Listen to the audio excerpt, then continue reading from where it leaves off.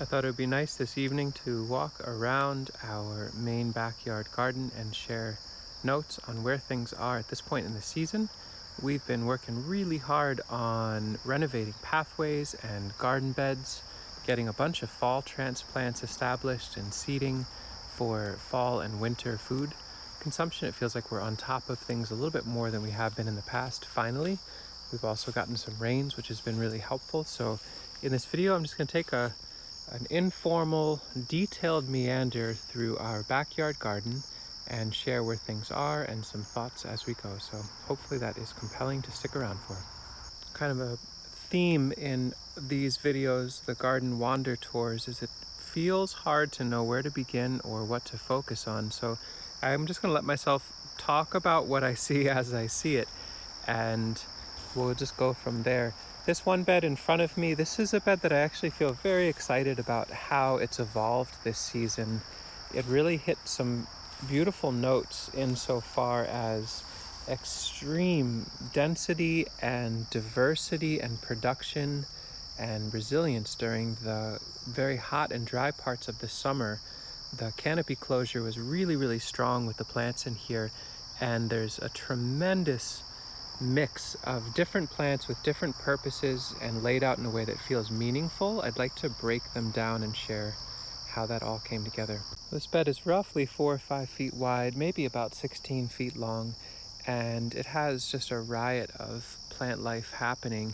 I'll just rattle off some of the characters. In the very center of the bed, these are seedling apricots, which I think did well enough that we should be able to offer them in the fall.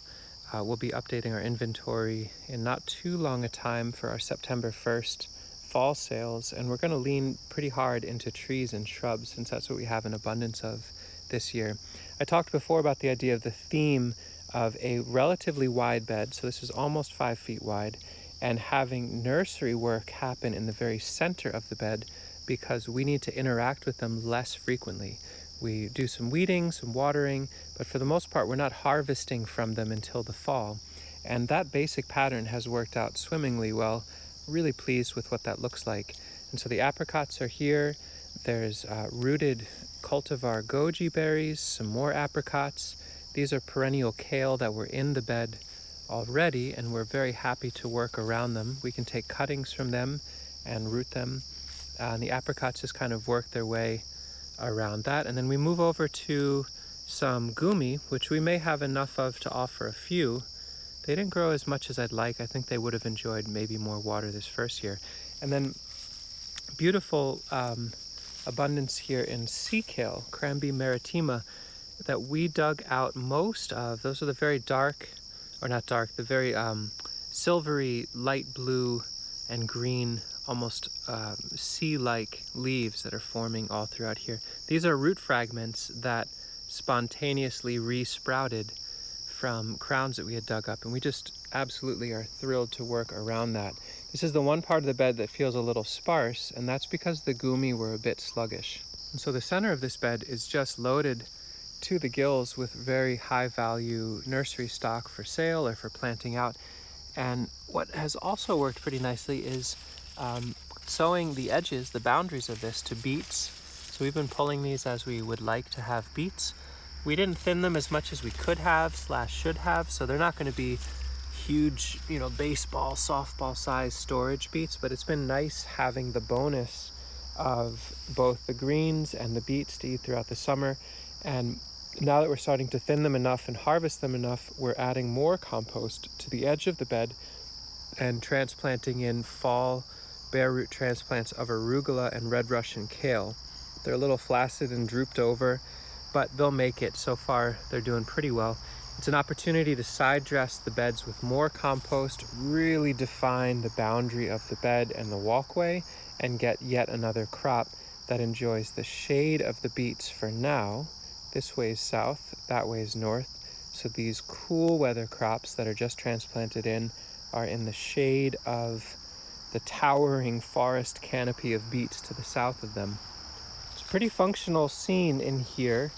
It's crude of me to try to break down numbers as far as financial value, so I won't do it, but you can imagine each of those trees could be easily valued at $10 to $15 a piece if we're being really generous in where we set our prices. So there's a lot of food and a lot of future food forest and a lot of income for us as well, in just a very simple but really diverse bed. You can see from that one shot why it is hard to dig in and explain what's going on. There's just so many different things happening. So I'll move along to some other areas, and it doesn't get much less complex as we go, but there's at least some different patterns playing out, and that's kind of fun. So here's a bed, very riotous and loaded. It had tons of borage growing all through the summer, which we cut back pretty assertively and sent to the chickens for feed, mainly because we had a block of some really neat cultivar persimmons sown in the middle of this bed that I wanted to get a light release on. And right now nasturtiums are creeping and crawling in and amongst these persimmons. These are our keystone, or our main crop that we care about in this bed. So as the nasturtiums get in the way, we can harvest leaves for cooking or use them as a mulch or what have you. But again, that same pattern, a thick bed, high value perennial nursery crop committed to the center, and then a diverse set of annuals, maybe some perennials too. There's some lemon balm that we can harvest periodically, but we've got our borage, our nasturtiums, there's chard throughout. There was some kale and some radishes earlier in the season. And we've got these gaps now that we can dump compost, and we can either transplant into, or sometimes just let it spontaneously sprout. There's enough seed load in this landscape now of mustards and kale, mainly brassica and lettuce type plants, that they generally infill if we dump compost. You can see how many different crops are in seed right now. So any compost that's dumped will very quickly be occupied with some sort of plant life. In this case, we're looking at dill and lettuce. There's basically just clouds of genetics hovering over the bare soil, if there is any bare soil. I just recently talked about the idea of going through with shovel work and robbing soil from our walkways and depositing it into beds as a pathway to renovate beds, to deepen them, to address weediness and kind of how the beds have run away from our hopes and aspirations. And here's one bed that's working really nicely. It's a little hard to get a sense unless you're in the garden. I'll come down low, but you can see the three-dimensionality of it is pretty intense between the walkway and the garden bed. I added all these little miscanthus stalks because we have a whole pile of cats, and the youngest one loves running through freshly prepped soil. He doesn't dig into it, but he loves running through it. So that's what's helping these plants not get demolished by our friend Jethro. But there's transplants throughout of arugula, there's lettuces, there's perennial kale in the center. Again, perennial elements going towards the center of these thicker beds. I believe I may have sown some arugula too, additional seeding of arugula. So we've got our transplanted set crop and then seeded crop. So we have a little successional sowing happening. And there's some Asian greens on the north side where it's shadier. And then our asparagus is going to receive an absolute windfall of additional fertility in the form of all the breaking down plants under this compost. And next year, I imagine the stalks coming out of here should be absolutely stupendous. The rains that came through recently, we had a total of about an inch over a few days, which in our very high clay, deeply mulched and pretty high organic matter context is enough to really recover the garden's production pretty fast. And things are rebounding and looking really vibrant, which is lovely to see after such a long, slow summer. Another bed, another reminder of the pattern, more of these apricots. These actually had more spacing, so they're ending up 2, almost 3 feet tall. These are some grapes that we had on bottom heat in the winter that rooted quite nicely and are growing and are casting a little bit of shade over some cabbage transplants. And then more lettuce on the edges and beets on the edges.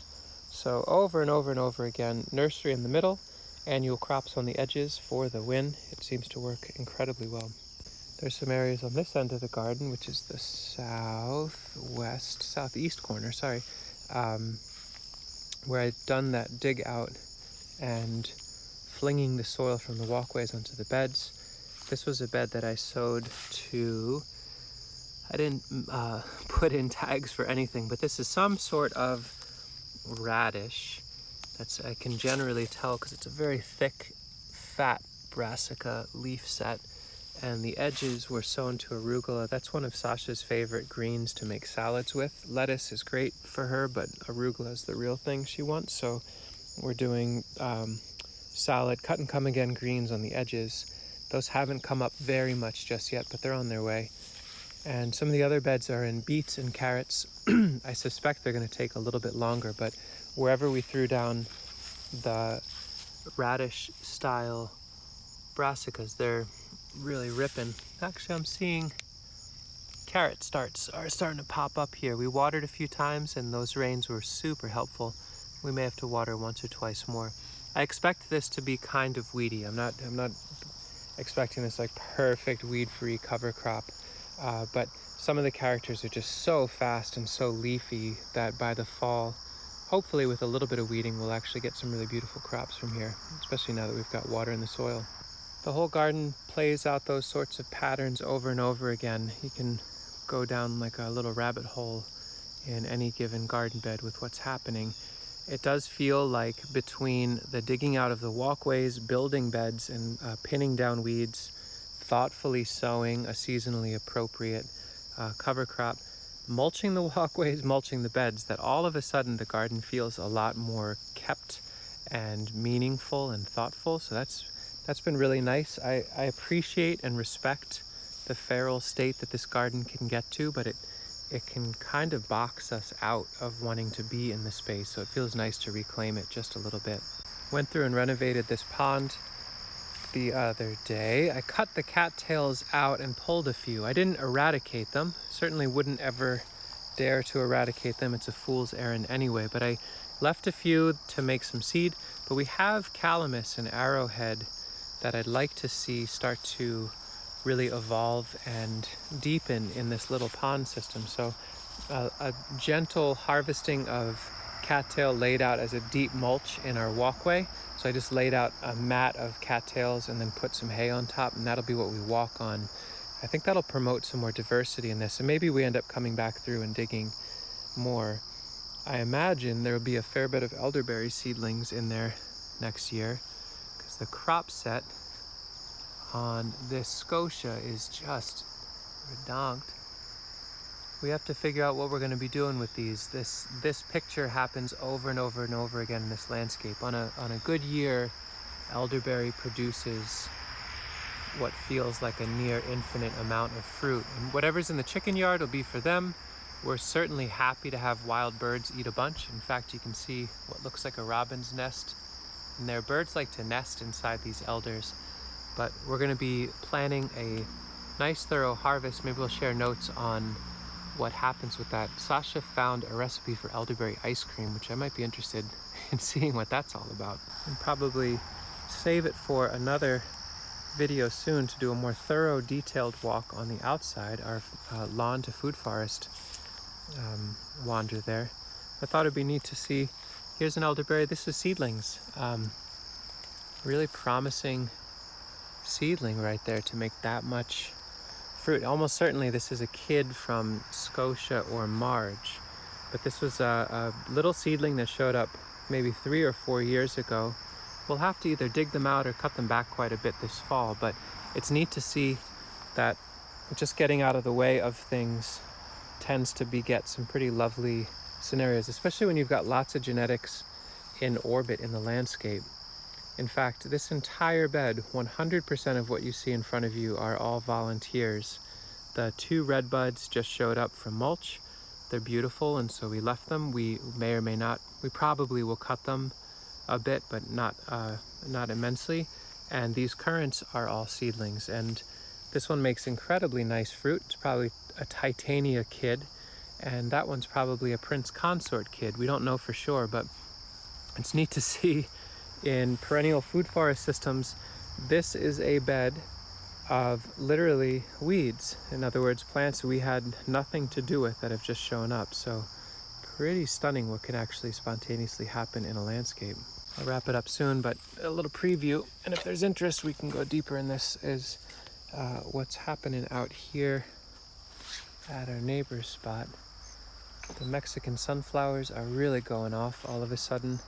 Such beautiful flowers, and they're all throughout here. The squash are really going. At this point, I'm not sure what we planted and what was volunteers, but there's tons of delicata-ish and butternut-ish looking squash forming everywhere. I honestly don't remember putting delicata seed in, but I'm not going to complain if we just have volunteer winter squash coming up everywhere. The mulch has been working really nicely as we process seed heads from the high tunnel. We do it in different areas, and then I put little miscanthus sticks in, and a fall crop just spontaneously shows up. So these are all mustards that showed up through the mulch because I was processing seed here. These are lettuces from processing seed right over the mulch there, and that happens over and over again. It's been really nice. Anyway, yeah, things are growing and thriving. It's really nice to feel the transition towards fall, feel like we've got a sense of what we need to do to keep up with things and steer the garden towards more fall abundance. And let us know what you're interested in seeing more of. We can share notes on how this chicken extension scene is working. It's so far been really pleasurable to watch the chickens out there. They seem to really enjoy it. And yeah, high tunnel, we can go in on that. It's just basically mulched enough to not die because of the dryness. That's not really the proudest moment we have, but it's fine enough. And that's our landscape.